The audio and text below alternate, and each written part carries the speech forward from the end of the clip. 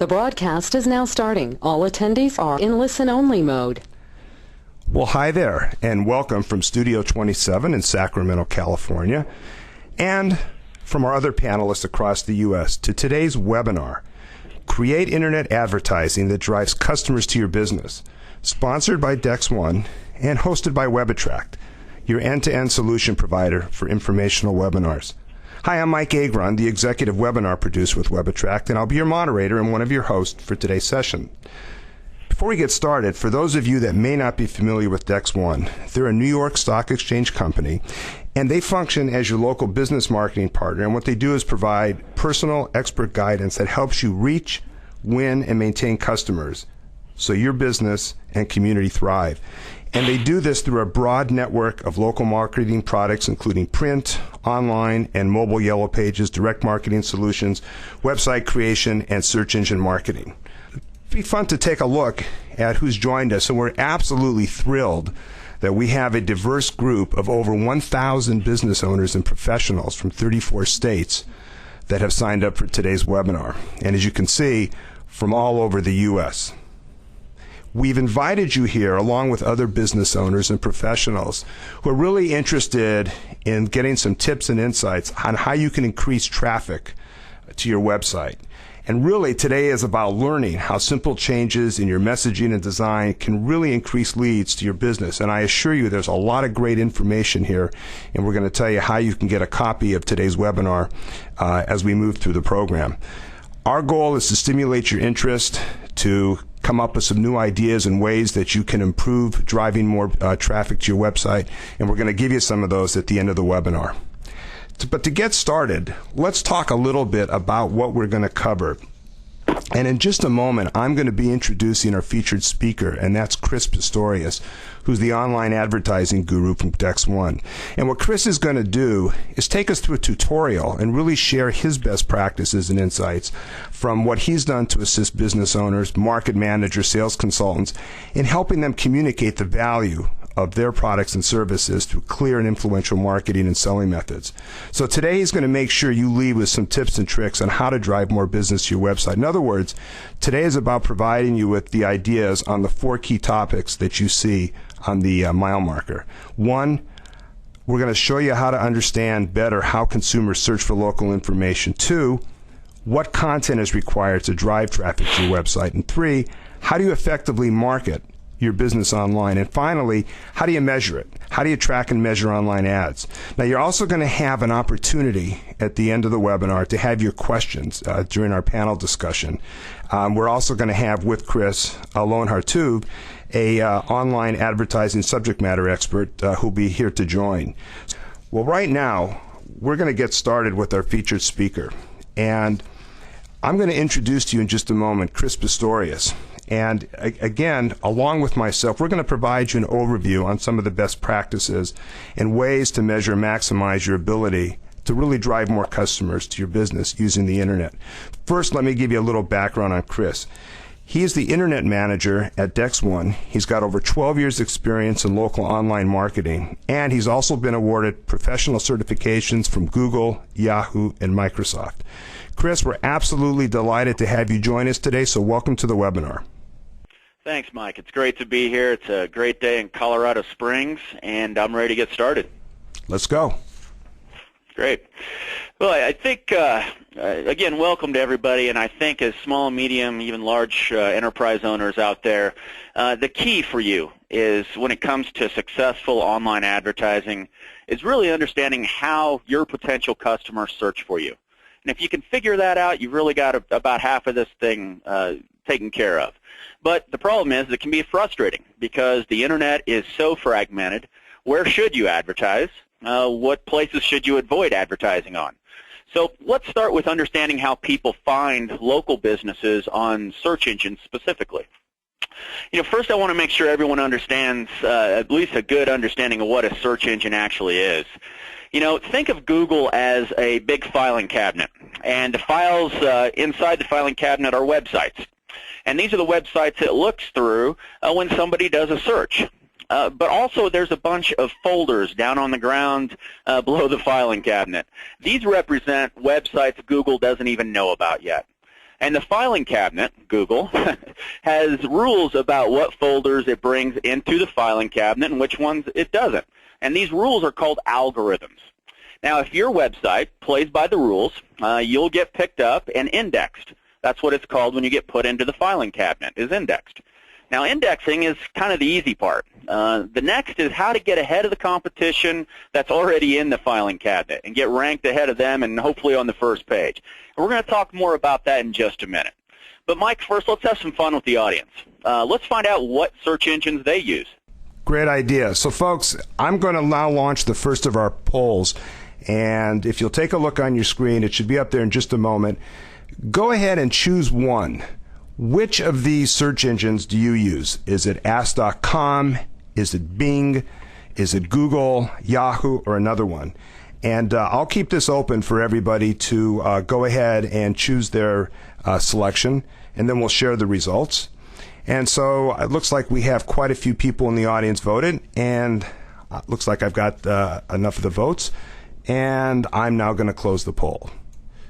And Chris, let's take a look at the results. What's your take on this? Yeah, this is actually pretty typical, Mike. We do a lot of these, and this is typically what we see. And, Google really owns the market when it comes to search. And, in fact, I've got some data that backs up just how the audience just voted, if we want to take a look at that. Yeah, as you can see in this study, it's done by StatCounter, and really at any given time, Google represents, approximately 80% of all search traffic, which is typically what we just saw in our study. Now, I also want to plant a seed for the audience here. Did you know that YouTube, the online video site, is actually the second largest search engine in the world? A lot of people don't realize that. Now, guess who owns YouTube? Yeah, it's Google. I really think Google might take over the world very soon. Well, let's talk about, why local businesses need to advertise online, Chris. Yeah, and, I think what gets measured gets done, and I think small and medium businesses, particularly if they have a lot of knowledge like what we're looking at right here, it can really, really help you understand how your prospects are looking for you. For instance, 31% of consumers now use search engines as their primary resource for local business information.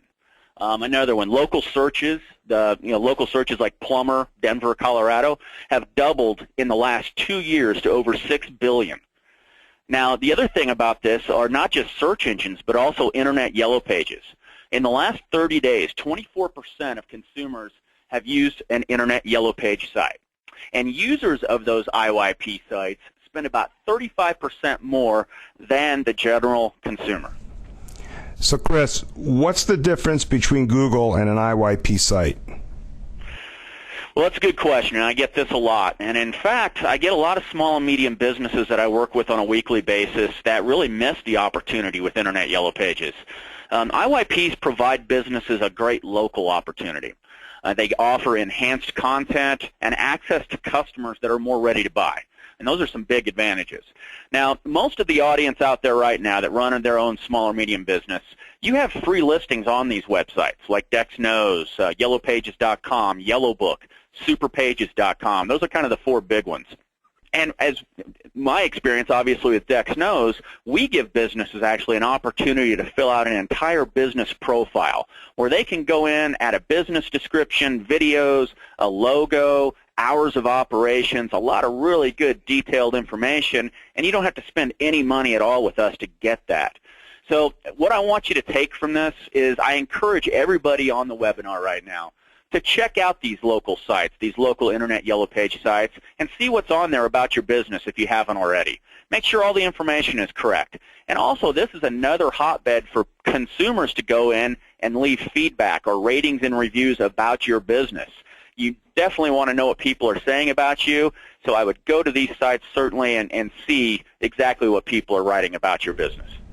So, Chris, explain if there's a difference or what the difference would be that business owners can expect, between using search engines, such as Google we talked about, and the Internet Yellow Pages. Well, Mike, in terms of advertising your business, we do see a pretty big difference. And we see the biggest difference in return on investment of your advertising dollars. As we're looking at this statistic on this page, there's three elements. There's the print book, the traditional yellow book or yellow pages book, internet yellow pages, and search engines. And what you'll see is 80% of people that see an ad in the print book will call or click because of that ad, and 85% or so will actually intend to make a purchase from that. Internet yellow pages is just a little bit beyond or behind that, but search engines, as you can see, 3.2% of people that actually see an ad on a search engine will call or click, and 2% will make a purchase. So you're probably scratching your heads a little bit and thinking, well, wait, you just told me how great search engines were, and they are. But think about why these statistics may be here. The biggest reason is usage. Now, not many people that I know of, maybe you, Mike, but not many that I know, don't come home from work, they're tired from a hard day, and pop open the yellow pages just to have fun and read the ads in there, right? Well, the same holds true for internet yellow pages. People aren't just going to go there to have fun. When people use these types of media, they have a need. They have a credit card in hand, and they're more ready to buy, bottom line. Now, when people use Google, they seem to have less sense of urgency. They may just be researching an upcoming project or messing around on the internet. And now, there are some ways to combat this problem and with search engines. We're going to talk about that next. Well, I think that's interesting because as we look at how consumers search for local information, we talked about a search engine and why local businesses need to be on there. I think what's really important is if we could drill a little bit deeper into some of the online speak and talk about two very important terms, which I think you're alluding to, which would be pay-per-clicks and free SEO. So why don't you start by defining what pay-per-click is and free SEO? Okay, no problem. And the nice thing here is that all the major search engines like Google, Yahoo, and Bing are set up in pretty much the same way, so we don't have to talk about each one individually. What you basically are looking at here is a typical search engine results page on Google, and you see you have paid advertising at the very top and on the right. And we'll dig a little deeper into the pay-per-click aspect of this in just a few minutes. Now, the hotbed right now, what everybody's talking about is the free side of a search engine or the search engine optimization listings. And those can be found down the middle of the site. Now, here's a couple of things to remember. You can't pay to be on the free side, and nobody can tell you for X amount of dollars we guarantee you're going to be on the first page or in spot number 3. That's just not true. This is also where the filing cabinet scenario comes into play that we talked about earlier. Now, the thing about SEO is that a recent study shows that about 6 out of 10 people will actually click on the free listings as compared to the paid listings. Now, SEO or the free side and getting your website ranked highly is pretty complex. Think of your website again as your folder. It's not only how do you get the folder into the filing cabinet, but once it's in there, how do you get it up higher than everybody else? There's over 100 different factors that go into how search engines rank on a page. To make it even more complex, these rules change. The search engines want fresh, relevant content, so it's not just stagnant information and it's the same listings every time. So they very much do this on purpose. Now, having said that, there are 3 major factors that most experts agree on. Number 1 is relevance. Look, if your website isn't relevant and you don't have a lot of relevant information on it based on how somebody might search for you, you're not going to show up. This relevance trumps everything, and so you really need to make sure your website is relevant to how people might search for you. Second is popularity. This isn't so obvious. Popularity actually means links coming from another website into yours. It's not so much the links that you have going from your website to somebody else's, but it's the good quality links that you have coming in from other sites. And it's a good rule of thumb here is not quantity but quality. You want to make sure that you have good authoritative type websites linking into yours.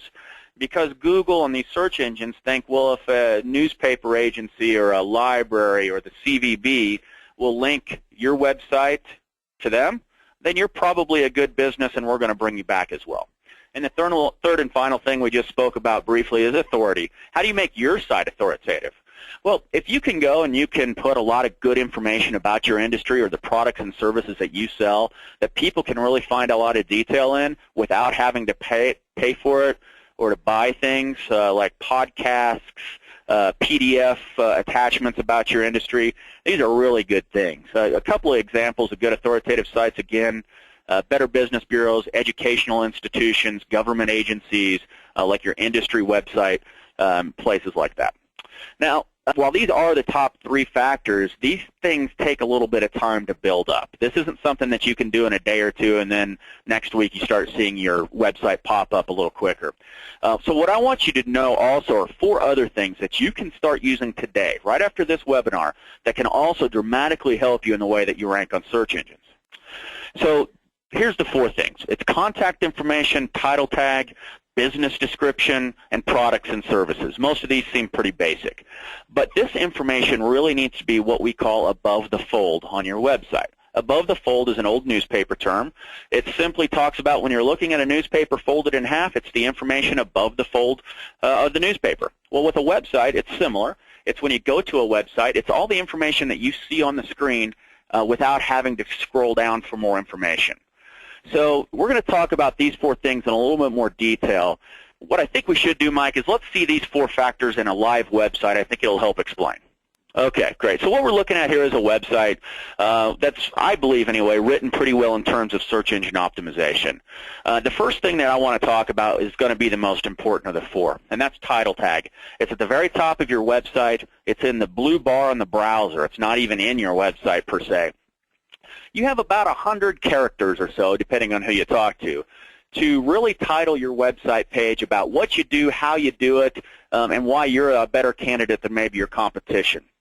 And what you need to think about here when you're looking at this stuff is that when these filing cabinets go out to find new folders, they quickly scan a site for keywords and things like that. Well, the title tag is the very first thing that these robots or web crawlers, if you will, scan on a website to see if it's worthy of coming back or not. So a lot of people, in fact, I'd guess probably over half of the people in this webinar, and certainly over the half the people I talk to, their title tag right now might say welcome, or it might just be your name. What you really need to do in these are detail what you do, where you do it, and some good loaded keywords that these search engines will recognize. Secondly, business description and keywords. You need to put this stuff above the fold. It needs to be written in a manner that people that find your website can read it and like it, but it also has to be packed with relevant keywords. And lastly, contact information. This one seems pretty easy, but I see a lot of people miss this. As you're reading through a website and a question pops up in your head, don't make the consumer click somewhere else to go find how to call you. Put your basic contact information on every page of your website. We see a lot better conversions when people actually pick up the phone, want to call you with questions. And the last thing I want to talk about here is don't write your website in a manner where you answer every question about every product and every service that you offer.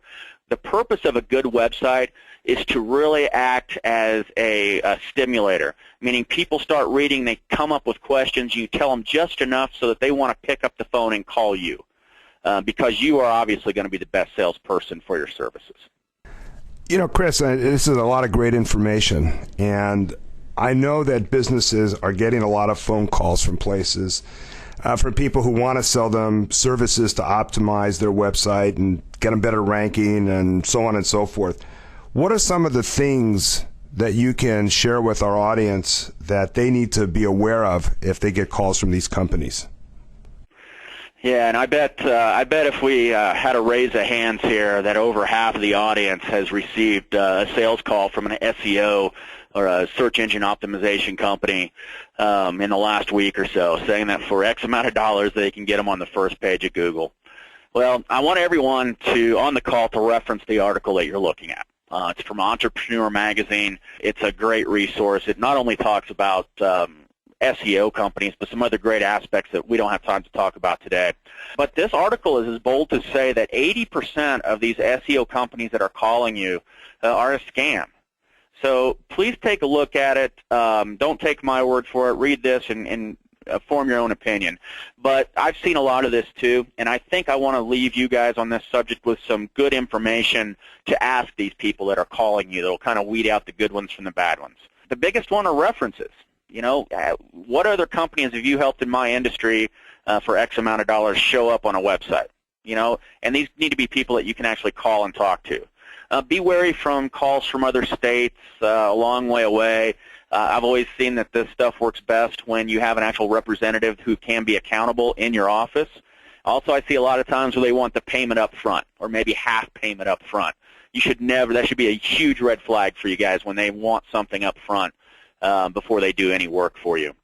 Now, here's the thing. With this SEO stuff, I'm going to give you a tool today that you can use to help diagnose your own website, and it'll actually tell you how effective your site is in terms of search engine optimization.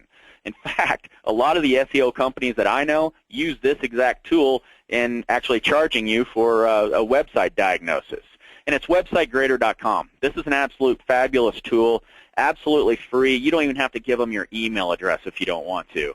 You simply plug in your website address, your URL, and it kicks back a great report, line item by line item, about what's good about your website and what isn't in terms of search engine optimization.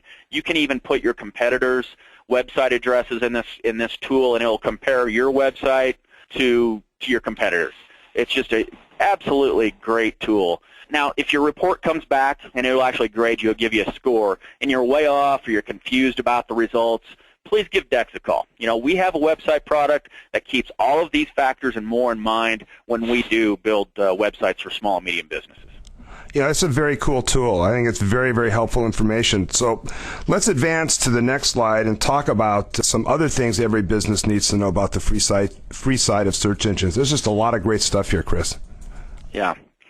The next thing that I hear a lot about is on the search engine optimization side is how do I get listed next to the map? When you do a search on a search engine and you put in a local geographic area like Plumbers, Denver, Colorado, a lot of times you'll see a map come back with some local listings. And in my opinion, I think that the map section or the local section on search engines is probably the most valuable piece of real estate on the Internet for a small, medium business. All three major search engines have a local map section, and you have the URLs right there, so I hope you'll reference that. Now, the kicker to all this is that you can actually go to these URLs and claim your business for free. There's no charge to get listed here, and you can put all kinds of detailed information on these listings, very similar to the type of information that you can put in an Internet Yellow Page site. Videos, they do ratings and reviews, things like that, so please check that out. Now, again, there's no golden rule on how to make sure you show up next to the map every time, but a good rule for this is content is king. The more relevant content you have on these profiles or on these listings, the better chance you're going to have to show up next to the map section on a consistent basis. Well, I love maps, and I think everybody does too. They're very, very cool, and no pun intended, but it sounds like this is a very, very good best practice to get your business on the map. And I think it's some great info on the basics of SEO, which we want to continue with. Yeah, absolutely. The other thing that I want to talk about today, almost kind of wrapping up the SEO side, we could have a whole webinar just on SEO, but let's talk about pay-per-click for a little bit. It's pay-per-click advertising. The acronym is PPC. Most of you guys have probably seen that. But pay-per-click is a good option for many businesses. You can create an account, you can write your ads, and get up and running in under an hour, really. It basically works in an auction-type format where you create keywords and keyword phrases that you want to buy, and you bid on those. There are other factors, though, that go into this are how good is your landing page. We'll talk about that in a second. How many times are your ads getting clicked on? How well is your ad written? There's a few different factors that go into what's called an overall quality score. And whoever has the highest quality score and say they're bidding on the same keyword, whoever has the highest quality score will actually show up higher on the page on the paid side, and somebody has a lower quality score. So there's a in fact, Mike, let's just bring up the next slide to share a best practice on how to take full advantage of pay-per-click and show the folks some common mistakes that I see that are made. You got it. Okay. The first thing that I see a lot is ad copy. I see too many times when a small or medium business tries to do a pay-per-click campaign, and they write ads in a sense that they're kind of thinking of a different type of advertising. In this example, I did a search for Denver personal injury attorney. The first one came up, the Fricky Law Firm. The second one came up, Denver personal injury. Now, statistically, more people are going to click on the second one than the first one. And that's because they've written an ad for that keyword phrase, which is Denver personal injury attorney, that talks exactly to what I just typed in the search box. The consumer doesn't necessarily care what the name of the law firm is. What they're looking for is somebody to help them with their personal injury in Denver. And so what we're seeing is a lot more people are going to click on that Denver personal injury ad than they are certainly the first one. And I think that's probably a good summary on this page, Mike. Well, I think, you kind of bring up talking about the landing page and looking at some of the mechanics behind it. So why don't we offer a definition of what a landing page is, and then I'll let you drill down into it, okay? Yeah, good point. A landing page is simply when you click a pay-per-click ad, where do you go? We're looking at an example here of women's shoes, and what you click on, you go to the Shoewoo's website. So it factors in having a good landing page, and again, landing page is part of your overall quality score, so it does have an impact on your results. But some factors of a good landing page include load speed, meaning once you click it, how long does it take for that page to come up? And really, more importantly, how effective is your landing page? And a good example of this is when you advertise specials. Like, for instance, in this one, buy any 2 pairs and get 20% off. Why buy just one? Shop Shoewoo now. That did a nice plug for them. But what I see the miss here a lot of times, and I see this with big companies too, like Targets and Kmart's, you click on the ad for this, like 50% off office furniture, we'll say. I click on it, and it goes to Target's homepage. Well, that's not good, because if you just take me to the homepage, I have to go figure out where that 50% off on office furniture is. And somebody impatient like me, I'm not going to do it. I'm just going to go on to the next advertisement. So the rule of thumb here is when you do a specific campaign or a specific sale, make it so when they click it and go to a landing page, it goes to somewhere that they can take action on it quickly. Now, while the landing page is one of the biggest things, one of the biggest mistakes that I see made are the selection of what keywords to buy with a pay-per-click campaign. Most small and medium businesses will buy about 20 different keyword phrases, and that's it. Let me try to explain a little bit why this is a mistake. Let's say you're a realtor and you're in Chicago, okay, and you're paying, let's say, $10 for every time somebody clicks on your ad and the term is real estate. That $10 and those clicks can add up a lot. And let me back up a little. A common mistake that I see, or a common complaint with pay-per-click, and you guys may have seen this, is that you spend a lot of money, you do get a lot of clicks to your website, but at the end of the day, you can't see that you've actually driven any real revenue from this advertising. And this is the biggest factor for that. So again, let's say real estate, Chicago, $10 a click. Okay? Well, if I typed in real estate as a consumer and you're a real estate agent, does that really mean I'm maybe ready to buy or sell? Probably not. That could be one of anything going on. And at $10 a click, you can get a lot of website traffic, spend a lot of money, but maybe not get the results that you want. Now, on the opposite of that, what if you bought a keyword phrase that was affordable quality homes in Arlington Heights, Illinois? That, to me, would seem like a much more qualified buyer. They're much more ready to buy because they're much more specific. And the beautiful thing is that keyword phrase is much cheaper for you to buy because there's less competition bidding on that particular long-tail keyword. So at 57 cents a click, you're getting a much more qualified, ready-to-buy client. And if you can really mix in these long-tail keywords with a few of the general keywords, you're going to see a lot better conversions on pay-per-click advertising. So let's show the audience some other cool things that are somewhat out-of-the-box ideas that they can use to market their business. And I'll let you take this one. Sure. Certainly these could be webinars again on their own, but some things that small and medium businesses should take advantage of. I don't think it's any longer a question of if you should have a Twitter or a Facebook or a LinkedIn account or a social marketing account for your small and medium business. It's how do you do it and generate real revenue from it. A little tip here, go to Twitter and Facebook. They both have Small Business 101 classes that you can take online, and it can really help you out with that. Craigslist, depending on the service of the industry, is a great way to advertise your business. Email marketing, definitely a big thing for me. Some of my clients I know use ConstantContact.com. Again, it's constant contact. It's a great way. It's pretty cost effective, and it's pretty user friendly, so you can create campaigns very quickly.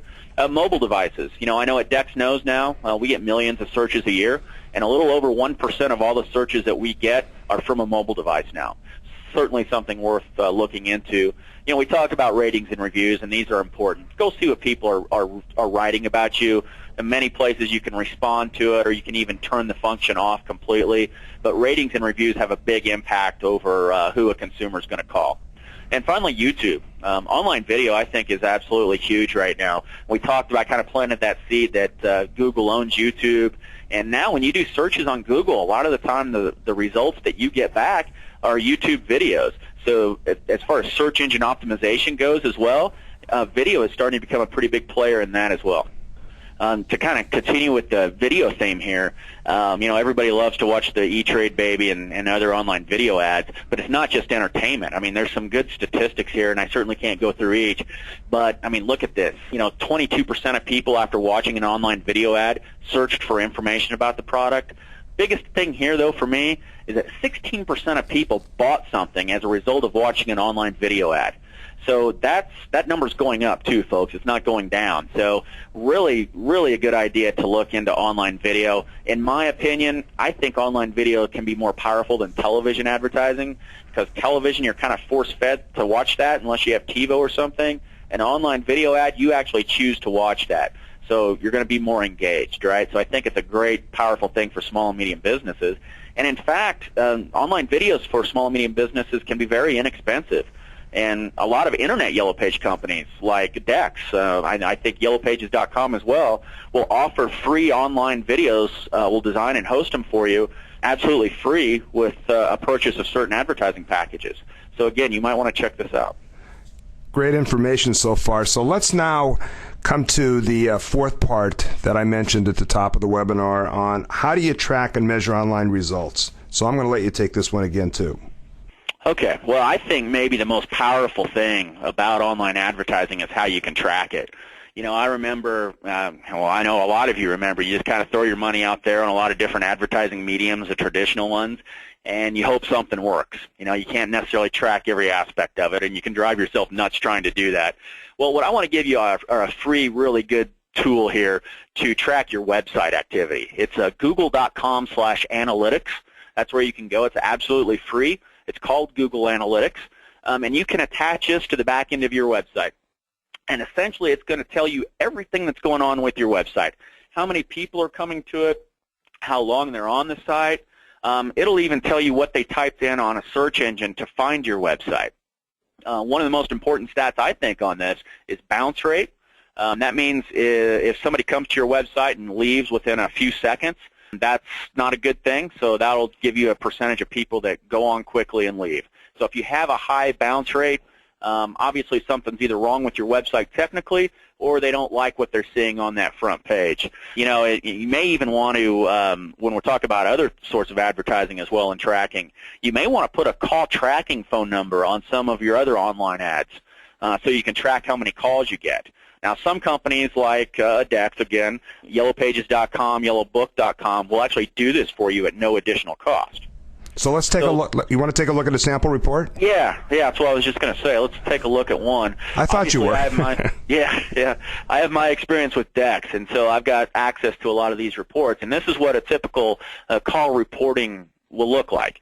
We track things on all of our advertising, like how many people saw it, how many people went on and went to your website from this ad, how many people emailed you from the ad, how many phone calls you got. Now, this is kind of big brother stuff, but it's way effective for small and medium businesses. We'll track how many phone calls you got, how many rings it took for you to answer the phone, whether you answered it or not, how long you spoke with them, and we'll even give you the phone number of the person that called you. This can be really, really big results for advertising. Now, there's a lot of other reporting out there, and my suggestion would be to go to Google, do a search for online advertising reporting, and you can find a lot of different ways to track your advertising efforts. So now I know we've talked about a lot today and in a short amount of time, but some of the things that I think are the biggest takeaways maybe going into this whole webinar, and they're listed here in front of you, are, check out your listings and profiles on Internet Yellow Page sites like DexKnows, YellowPages.com, places like that. Find out what's going on if the correct, good information is there. Find authoritative websites willing to link to your website for SEO purposes. Talk to your CVBs, your Better Business Bureaus, your industry trending. You may have to spend a little money for this, but it's well worth your time. And the title tag. Ensure that you have a great title tag on your website. If you need help with that, let us know. We're more than happy to help you with that as well. Get your information above the fold. Get that important contact information, business description, things like that above the fold so that these search engines can find you quickly. And get your business on the map. I think it's some of the most valuable inventory on the web, especially on a search engine. And I know a lot of small and medium businesses that get a lot of business just from getting their business up next to that map. And finally, track your results. We just had a little bit of time to talk about it, but use Google Analytics or another type of tool so you know who's coming to your website. And you can track trends of when you start different types of advertising of what's working and what's not. That was terrific, Chris, and I can tell you you've stimulated tremendous interest from the audience. We've got a lot of questions we're going to get to in just a moment, but just to summarize, these are things that folks in the audience can do right now to help drive more traffic to the website. These are things that they can do right after the webinar. We're also going to give you an opportunity, if you'd like to learn more about how some of these solutions can help you in marketing your business, by launching our second poll. So if you would be kind enough to choose which of the following you would be interested in learning more about, we will make sure that we can get in touch with you through Dex and have someone speak with you. So if you're interested in learning more about online coupons, online business profile, use of online videos, or how do you build a website, or all the above, just go ahead and click on it. And I want to now also ask our other presenter, Alon, to get ready to step up to the virtual panel. And before I do that, I will share the results, and be kind of interesting to see where the audience is on this, but I'm going to let the poll run just a little bit longer.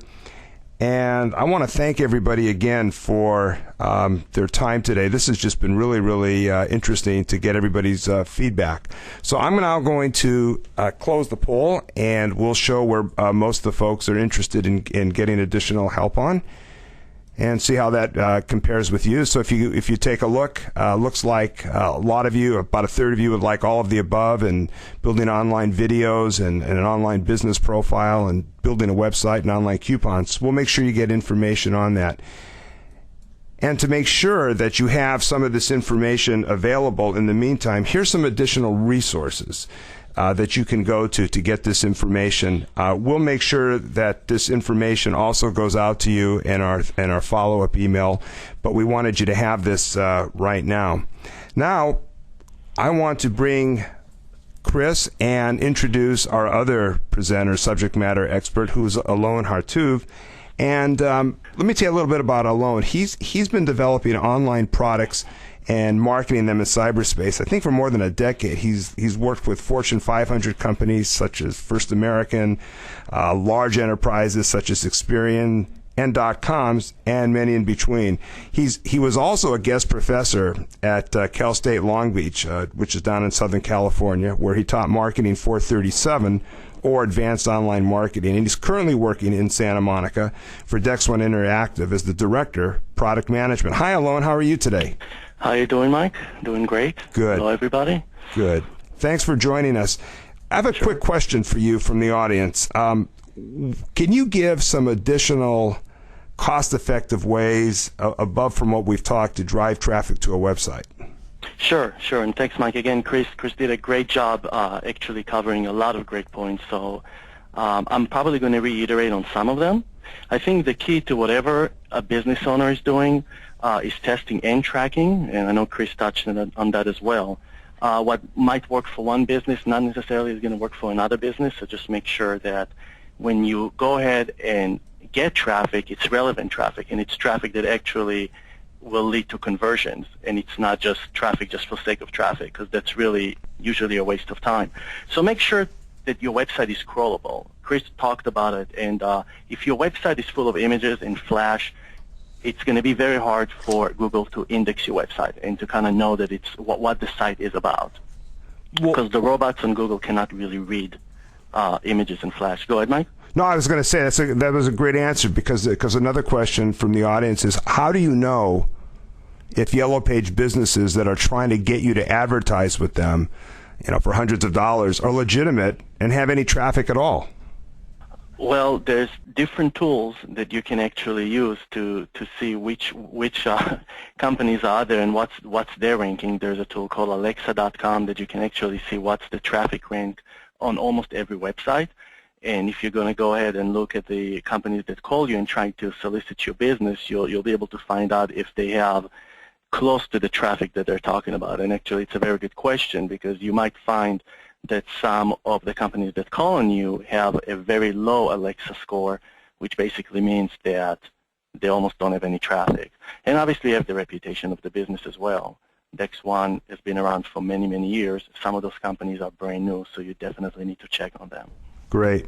Hey, Chris, let me toss this one out to you. What's the best way to capture a prospect after hours when your phones are not being answered by a person? Well, I think certainly your website. I've always said that any good website is like having a full-time employee that works 24/7, and you don't really have to pay them too much money. So I think if you can do a good job of directing people after hours to your website and have a good, what we call conversion form, which means a place where they can go and put their information in, and you have a quick turnaround time of contacting those people back, I think that's probably the best way to do it, Mike. Okay. And here's a question alone for you. Is the quality score applicable to pay-per-click only? And the second part of the question is the free side also affected by the quality score? No, so they're really different. The quality score is for the PPC product. It's for the advertisement. So Google basically checks to see how many people click on it, how many people bounce, so basically left the page, because like Chris was talking about, the landing page is not what the ad is talking about. And it's very different. The algorithm is very different for the free result or the SEO results. Here's a question. I'm going to toss this out to both you, Chris, and Alon. The question is, when you have such a long keyword phrase as the example is quality affordable homes, Arlington, Illinois, yeah. do you only get seen when the whole phrase is entered? That's a great question. Yeah, and Alon, you can hit on this too. I know that with Google especially, you can go in and you can set your settings to capture similar keyword phrases like plural pronunciations of it and other things. But one thing that I kind of skipped over a little bit is when you do a long tail keyword phrase like that, you need to buy a lot of them. And what I meant by when most small and medium businesses only will buy 20, and that's a mistake, most experts agree that if you're not buying at least 500 or 1,000 different keyword phrases, you're really not doing a good job trying to make pay-per-click work. And just because of this reason, there's so many different ways people search, and everybody's going to search a little differently, and that's why you really need to stick to a lot of these long-tail keyword phrases. Yeah, exactly. If I can just add to that, Mike. Yeah, go for it. Yeah, this is exactly correct. So Google and Bing and others as well, they allow you to set the way you want to capture their traffic, either broad or narrow. And based on that, you're going to get more traffic and less relevant at some point. So you have to be really careful with the long tail. You're going to get the most relevant traffic, but you want just to make sure that you set your campaign. You take some time to set your campaigns correctly. Yeah, that's a great response to add into this other question from the audience, and you may have answered it, but if not, go ahead and reinforce it. It's a two-part question. How do you determine website content relevance? And the second part is, does relevance mean keywords? If you want to go for that one. Sure. So yes, part of relevance means keywords. So if you're a plumber and your website is about your business, you obviously want to have keywords that kind of relate to that. So keywords will be a big part of relevancy. And going back to what I said before, if you have a lot of images in Flash about the fact that you're a plumber, Google will not know that. So keywords have a lot to do with relevancy, but other content as well. I mean, it can be articles, it can be news, it can be a lot of other things that are just related to what the site is about. Great. Here's an interesting one for you, Chris. You talked about reviews. One of our audience attendees wants to know, can you take negative reviews off the web, or how do you deal with that? Yeah, well, I get that asked a lot as well, and honestly, it depends on what site it's on. So, for instance, Yelp.com, I know a lot of you know them. They're the biggest local website for ratings and reviews. They have the most of anyone. They offer a feature, as well as DexKnows.com, which I know a lot about. We both offer a feature where you can go in and reply to a negative review. That's a very good way to countermeasure any bad reviews. Also, you can turn the functionality off completely on DexKnows.com, so if you have a lot of bad reviews, you can just shut it off so nobody can see good or bad. There's also, most websites will have rules in place where if people use bad language, or if you can some way prove that it was your competitor maybe that did this to you on purpose, which we do see a lot of that, unfortunately. You can report that in. Usually there's a report this feedback button on most of these sites, and they'll investigate it, and if that holds true, they actually will take those off. Those are probably the most obvious ones. Thank you, Chris. And Alon, I've got two for you. Someone in the audience would like you to name the tracking website you referenced earlier, if you have that handy. Which track? Do you mean the Google Analytics site, maybe? Yes. Alexa, Okay, the Alexa one. Oh, okay. Was that you, Alon, that talked about that? Maybe it was you, Chris. Sorry. Yeah, it was me. I'm sorry. It's alexa.com, Alexa. I apologize for that.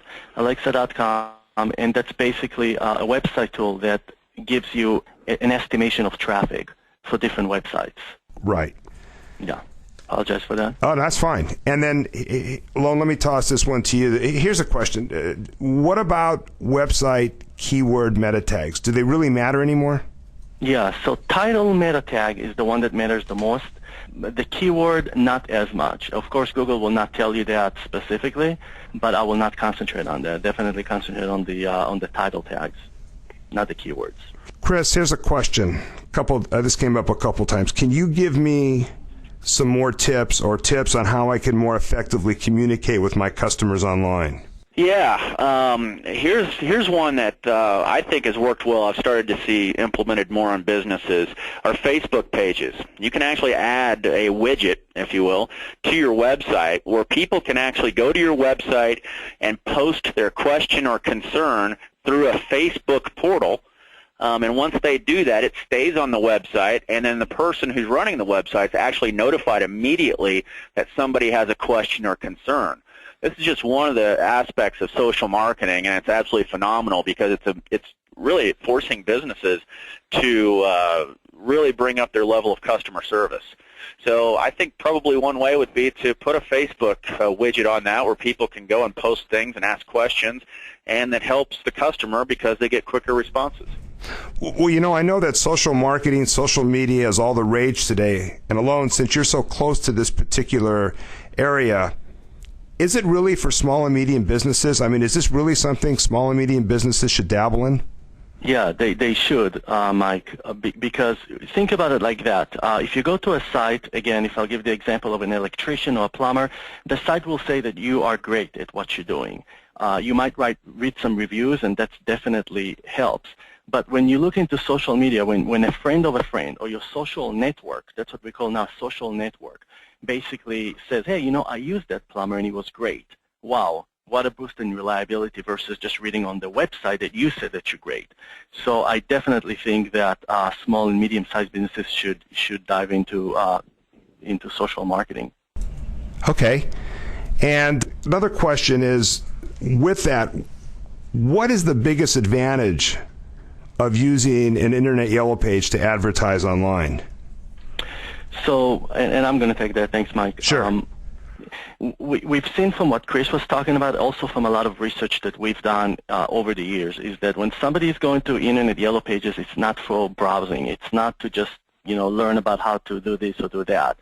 They go to Internet Yellow Pages when they really need something, what we call active buyers. They're ready to buy, they have a need, and they need somebody to take care of their need. And that's a big difference between Internet Yellow Pages and other mediums where you have browsers and just people surfing. Okay. And I have another question down here that I want to get to, and let me just scroll down to get it off my screen. And what different approaches in website advertising make sense for services versus products? That's probably something both you and Chris can jump in on. So whoever wants to take it first, let's play jump ball. Okay, well, I think I'll go first. I think if you're a service-based business, certainly, and again, I'll say it again, I think social marketing makes a lot of sense for you. And also, there's a new, which kind of goes in with social marketing that I think everybody should look into, especially if you're service-based, is a website called Groupon.com, Groupon.com. And their biggest competitor is LivingSocial.com. These folks offer deal of the day type advertising. You don't, as a business owner, have to pay anything up front. Essentially, you talk with them. If you guys both determine a good offering, these websites will promote it for you, and you'll have a benchmark where so many people have to buy it at whatever your service is at a discounted rate. And once enough people do, then people can redeem that coupon. Groupon or Living Social will get part of that initial money. You'll get the rest of it. But what you also get is the opportunity at a continuing returning customer. So for service-based business, which I'm going to focus on for this question, highly recommend these deal-of-the-day websites, Groupon and LivingSocial.com. Great. You know, there's another question that came in. It kind of tags into what you were just talking about. The question from the audience is, are there benchmarks to use to evaluate your Google Analytics? Yeah, there are, and actually Google will provide these. Google does a great job of giving you small and medium businesses a lot of great information, not just about stuff that you have to buy from them, but also free services like Google Analytics. So when you go to google.com/analytics and you sign up to download their software, there's a tutorial right there that'll take you through every report that it has, exactly what it is, and it will show you what probably for your business is good or bad. So I'd highly recommend referring anybody to that. Okay. Here's that question about keywords. Is it okay to combine products? Example, auto insurance versus auto and home insurance. Yeah, so if I can just take that question, Mike. Sure. It is. It's okay. Really, your website needs to read just like a person would just read it. So don't worry about, stuffing too many keywords and making it too just hard to read. So if it makes sense for your product and services to be written in that way, it's fine. It's not a problem at all. Okay. And I want to ask both of you if you would just take a moment, if there's some additional insights, best practices, tips, and tricks that you gentlemen have to leave with our audience before I give them some final information. Just if either one of you want to take a few moments to summarize on that, I'd like you to do that. So I can take it real fast, sure. Mike, and then if Chris wants to, that's great. So like I talked about before, make sure your site is crawlable, not just full of images and Flash. Make sense that you have some fresh content on your site. You don't need to be CNN and change your content every 5 minutes, but don't leave your content there years without any change. Make sure that your site loads quickly and it's not taking a minute for page to load. Use some direct mail. That can help. A lot of people think that direct mail doesn't help at all with sites or with online marketing. It can help to drive traffic to your site. Directory listings, again, pay-per-click advertising, IYP ads, etc. All those things can definitely help. Yeah, and I think I would add on to that, go out and find as many places as you can to give yourself some sort of free listing on the web. Doesn't mean you're going to get a ton of business off of it, but if you even get one customer off of something that's free and doesn't take a lot of time to do, it's well worth it. And take advantage of these social marketing aspects. I know I'm killing everybody with social marketing, but I think if you can take advantage of social marketing now, when it's still in its infancy, you'll be so far ahead of your competition that you'll see a big return on investment with that. And, if all of this seems just way too out there for you and it's too complex, get some help from somebody. This is too important to get wrong. Call a consultant or call somebody in your local area. And, a lot of times it's not that expensive to have somebody come in and manage this stuff for you and get you the results that you really deserve. Well, Chris and Alona, I want to tell you, gents, you did a terrific job from giving the information that we promised at the beginning of the webinar, and thank you so much for that. And we want to thank everybody for joining us today, and we really hope that you found it of value and you'll come back for future events. As I mentioned, you will be receiving a short survey at the end of the webinar. We'd absolutely love to get your feedback because we value your time. And for those questions that we couldn't answer on there, and we apologize, there were a lot of great questions that are in the queue, we will have someone from DexOne get back to you in the next few days, and as well as a copy of today's webcast that is being recorded will be made available as an on-demand viewing, and you're going to also receive information on that. But again, special thanks to our guests, Chris Pistorius and Alon Hartuv, as well as our sponsor, DexOne, for making today possible. And again, as your moderator, this is Mike Agron saying thank you for joining us. Have a great rest of the week, and bye for now.